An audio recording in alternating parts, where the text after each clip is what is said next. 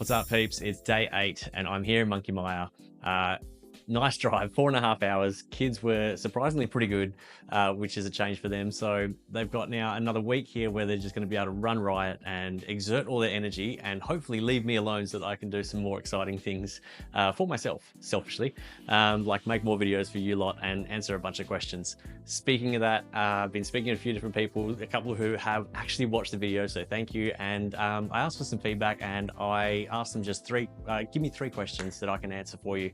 And gracefully they did. So we're going to jump straight into that today. We're not going to waste any time.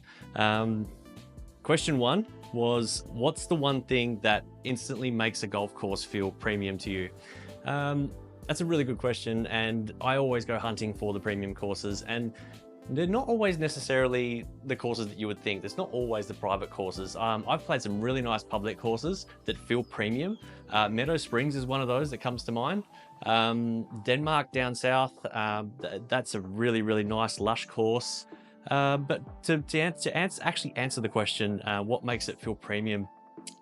I think from the second you rock up, like a well-presented driveway, I know that sounds weird, but if there's like, you know, a nice gate, if the clubhouse looks flush, like it looks really presentable, and I like the old school style clubhouses. So like West Australian Golf Club, I mean, it's got a classical vibe, and just the outlook when you're sitting on the balcony and you're looking out over the course. There's a nice big lake there that sits in between hole 1 and hole 9. You can see the city in the background. I mean, it's just, that for me is what makes it feel premium. Like, yeah, having a nice course and a nice layout, like obviously that's premium, but when you talk about feeling premium, it's got to have a nice clubhouse. It's as simple as that. There's a lot of people that spend time, me included. I love spending time at the clubhouse after a round, having a drink and socializing with my playing partners of the day, and getting to know them better. So I always feel like I will do that more so if the place has that vibe about it. So yeah, for premium feeling course for me, has to have a nice clubhouse. Question number 2. What's your go-to swing thought when the wheels start falling off mid-round?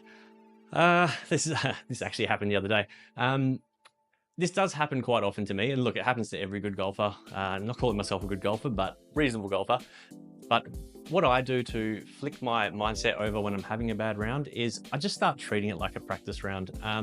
And that's not to throw away your round or, you know, discard any effort that you've put into it, but I now want to take something else from my round. So if I'm not trying to challenge the leaderboard, or I'm not able to challenge the leaderboard because I've just started off real bad, or my swing feels off, or something's not right, I will then try and salvage something from that round in the way of maybe practicing some things in the competition environment that I wouldn't normally practice, or like taking different clubs off the tee that I normally wouldn't try, playing different shots around the green that I normally wouldn't. But the difference is, because I'm doing them in a competition environment, I'm learning and I'm teaching my body so much more about how to handle a shot like that in a pressure situation. Now, there still is pressure because you're still having to keep up pace of play.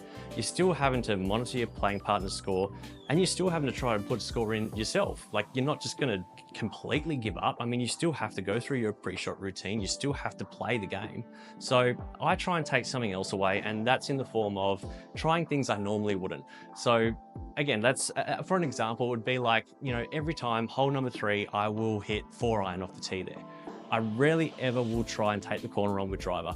But hey, if I, for argument's sake, I started on the 10th, hole 3 ends up being my 13th hole, and my score is just absolute rubbish, I'm going to pull out my driver and I'm going to go, let's see what happens in a competition environment when I play driver off the tee here. And I actually have done that a few times now, and it's worked. Like, it's paid off. Yes, okay, I've built that confidence that I can do it. Have I done it yet in like proper competition scenario? Not quite, but it's really good knowing that when I step up to that tee now, I have that other option. I have an alternative shot that's different to what I would normally play. So, and then it could be other things too, like instead of bumping and running from the edge of the green, I might try and hit a mini flop shot. I might try and get one to land softly with my 60 degree, not something I often practice. So I have a real strict rule too, just touching on that. Don't ever play shots on the course that you don't practice. So what I mean by that is, if you've got a shot where it's like high risk shot, let's just say it's a flop shot over a bunker, you've got to land it softly, you're in contention for a good score, you might be even in contention to win an event, and you're faced with this shot that you never practice. You will fail if you try it. I promise you. Look, okay, there's that 1% chance you might pull it off, but you've got to play the percentages. And if you don't practice those shots, don't play them in competition. Don't try to play them in competition. They will not work. They'll just make you look silly. And there's a video coming out that I'm going to do a little short of, I was in a particular situation where I could have had the hero shot and I actually played the ball backwards. And I can tell you there's not a lot of people that would do that or have the discipline to do that. So yeah, when it comes to, going back to answer the question, when it comes to what do I do to shift my mindset mid-round when I'm having that bad round, it's as simple as just take something else away from that round. That's all you have to do. Forget chasing that score. Let's chase something else. Let's chase a new skill in a competition environment. Right, one more. Number 3.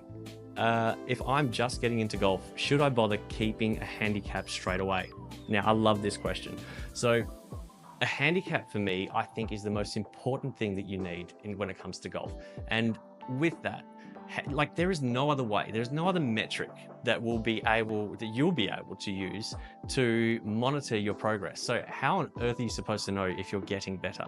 So with having a handicap, you have to then abide by the rules of golf. So all of a sudden you are playing golf to the rules, you're playing golf true, and no mulligans, no breakfast balls. Like, we all have that mate who says that they shoot 80, but then all of a sudden they get a handicap, or they go to a competition environment and they're shooting 120. It's because you're not allowed mulligans, mate. It's as simple as that. But no, jokes aside, it's not that. It's now you're having to play with the rules. You now have a serious metric of gauging where you're actually at as far as your skill level goes. I know when I first got my handicap, like that was the start of my journey to, like, I just wanted to chase singles. I wanted to get better. And I remember finishing rounds and then getting home, going in bed and having a look on the Golf Australia app, refreshing it, just wanting to see that handicap number go down. And you'd get so frustrated sometimes because it would go down. You'd think you'd had this massively good round and you would think it would come crashing down, and it goes down 0.1. You know what? It was still improvement. I still got excited, and it just made me want to go out and play even more, made me want to go out and improve even more. And I think that's the beauty of the handicap. So having the handicap is a true reflection of your actual skill. And you know that someone who has an actual handicap, they'll be looked at differently to somebody who doesn't have an actual handicap. When someone doesn't have an actual handicap, look, they could be playing by any set of rules. They could be playing by, who knows, they could be playing by the Joker's rules. Like, just play whatever you want. But that's not the way that everybody else plays golf. So yes, having a handicap is super important. And I think every beginner, do not be afraid. Go get one. Don't worry about what the number is. It's going to start high.